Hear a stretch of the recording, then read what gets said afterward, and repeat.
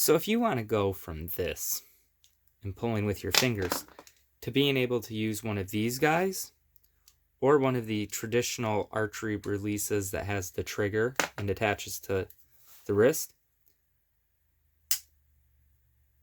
I'm going to show you how to make that. Now, there is a hole already there, so we need some string. You may have seen this in my other video. This is the mini cordage from Atwood. Link to that video right up here or here, whichever side it's on. We'll need a pair of scissors.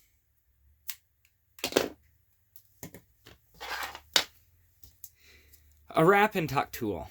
Now, I always pinch mine down, make them real narrow. Another wrap and tuck tool is greatly helpful.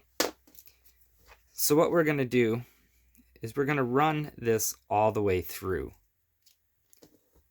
Then, actually we need to cut off our blob into there. Then stick that other one up through there just because it's way easier than trying to feed the rope through the narrow. So now what I do is I pull it all the way through. And you want to be kind of gentle, as you can see it wanting to pull apart and fray there. Now after you pull it all the way through, you need to get down in that hole and get that up. Then pull it through. Make sure you don't allow it to drop all the way off. If you need to, you can just tie in a simple little overhand knot. That way it can't fall off. Now on this side, we're going to do a 2-twist barrel. Go through once, that's a granny knot.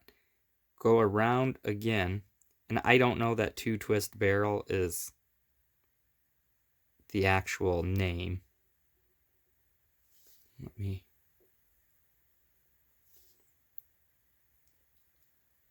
So just get that in there. And we don't want the 3 because we don't want the added size. We just want a good stopper knot that isn't going to pull through that hole. Cut the rest of that off.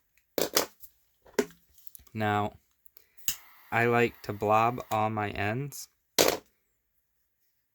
We're going to pull that down into the hole there.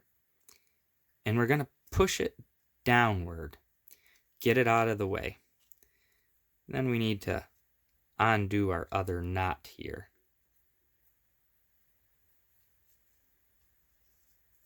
So now we're going to feed in from the side that we have the line coming out of.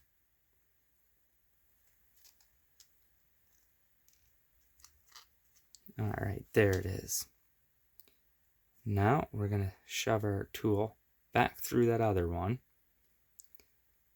And we're going to try to nicely get our frayed end here to travel through there.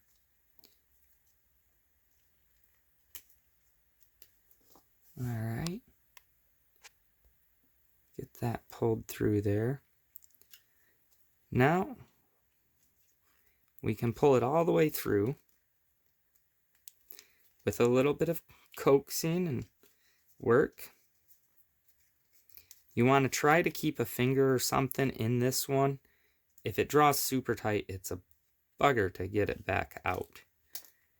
Now, once we have that like that, we don't want a knot on the outside.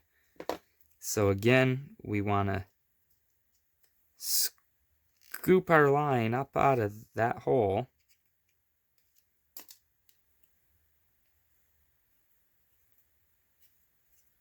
And pull it through. Now we need to tie our knot. Now one of the key things as far as performance, we want all these the same size, otherwise it's going to affect the draw length. If we have all these at different varied lengths, it might be kind of small and minuscule, not giant, but any bit of difference does make a difference in accuracy. So again, we're going to do what I call the 2-twist barrel. And we want to work it as close to this bottom edge as possible.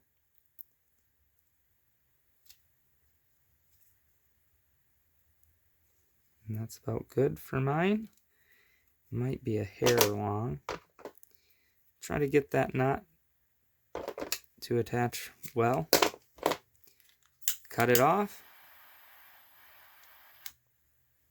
Blob it.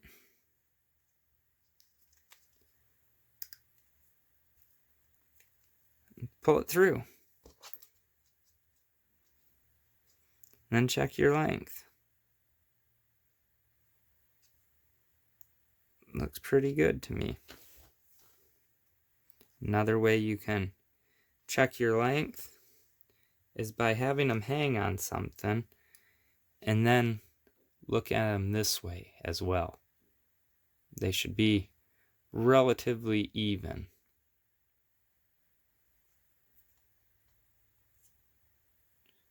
That looks pretty darn close. So that's how you do that.